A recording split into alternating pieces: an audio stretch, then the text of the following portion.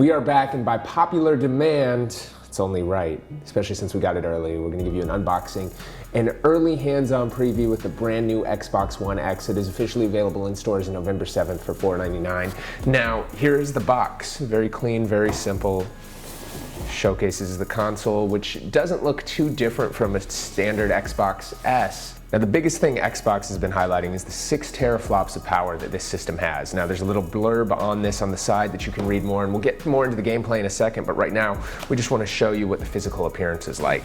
So, if we open up the system, pretty clean. We get the Xbox One X, I guess. This is the new guide, which is clean and simple. Get a Game Pass, Xbox Live Gold preview on here, and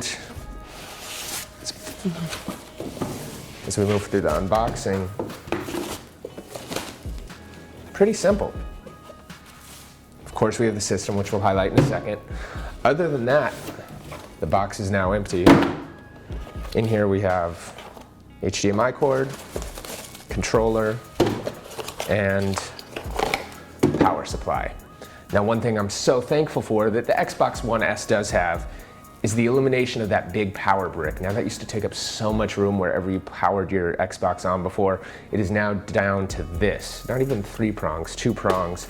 So a lot of the power is inside, as you can see by that. But just something that I was kind of worried about when they announced the Xbox One X, just because of the power that this machine yields. So it's good that it comes with that. Of course, you can get any HDMI cord, but they're nice to give you one. And one thing that a lot of people have been asking me is, does it come with a new controller? And as you can see right here, it's the same Xbox One controller that we've seen pretty much since day one. Now, when it gets to the system itself, it looks very similar to the Xbox One S. There's a few differences which we'll showcase in a second, but overall, based off the same design, and I guess if it's not broke, you don't need to fix it. It is very heavy, and I think that's because of not only the new power and processing things that it has in here, but of course the new cooling systems, which I can only imagine were not easy to build, especially when we're talking about the power that this system has. Now, if you look in the back, you get the typical power supply, the HDMI to and from the TV if you want to run your TV through it, 2 USB power slots. There's also a USB on the front, SPIDF, optical audio output, IR output, and of course an Ethernet port. Now,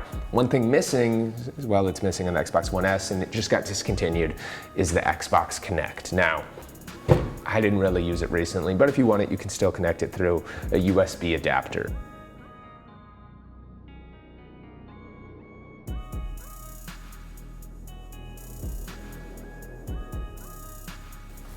All right, so right now we've brought out an Xbox One S, just a generic version in the gray edition, so you can kind of see how it compares to the Xbox One X. Now, when you put them up close, you can see the differences. Noticeably on top, the Xbox One S has a power vent with ventilation over here. The Xbox One X, surprisingly, does not.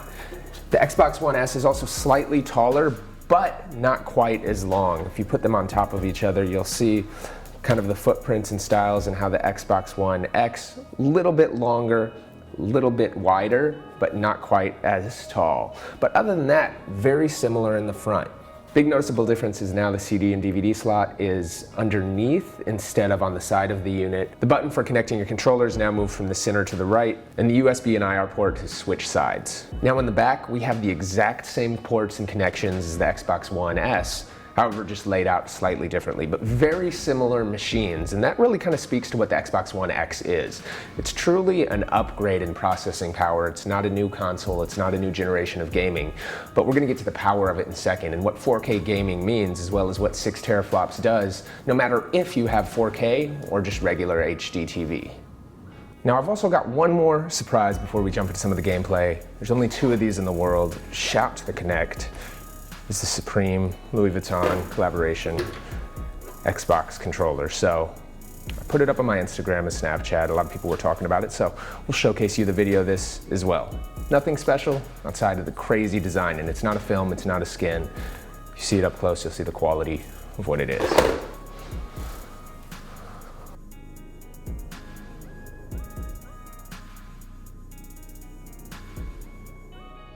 All right, so you've seen the unboxing, you've seen what the system physically looks like, but let's get to what really matters, the gameplay itself. And the interesting thing about the Xbox One X, although it's a new console and kind of being pushed as a next generation of gaming, everything looks the same as what you get on your Xbox today. That means it's the same UI, the exact same games.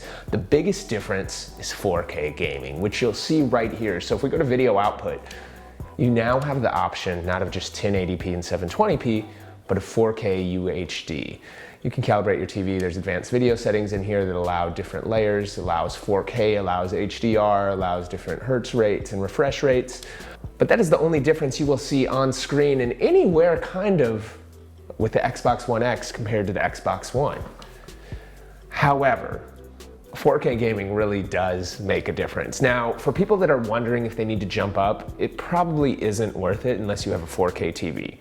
Games and apps will perform noticeably faster and smoother, which I'll get into in a second, but the big jump for this is looking at how crazy these games look. Specifically, we have Forza on screen as it's kind of billed as the, I guess, flagship game, I would say, for the Xbox One X, and I think it's only gonna improve over time. There's already 130 games being optimized for the Xbox One X that'll feature higher 4K resolution and some other optimizations, but over time is when we're really gonna see this kind of jump into play.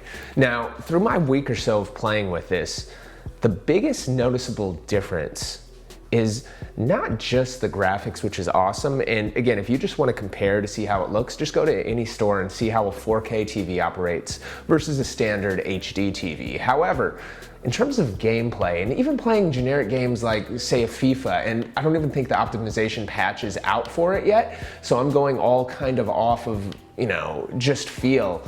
It noticeably loads a lot faster. Destiny 2 loads faster, and that's because of the processing power inside of this. Of course, it looks a little better just because it's 4K, even if they're not optimized like that for it.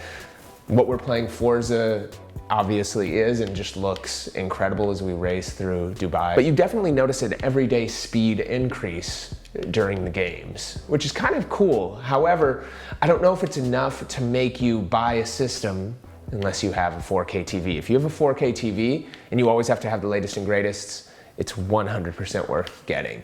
At first I was like, well, it's really just the same. And yeah, it is, but 4K looks so good. And even me, I was playing Rainbow Six Siege earlier, just how quickly the refresh rates seem and how much smoother the game kind of operates. It's like you've upgraded to almost PC gaming. That's truly kind of what it feels like, and that would be my best summary of gaming on the Xbox One X.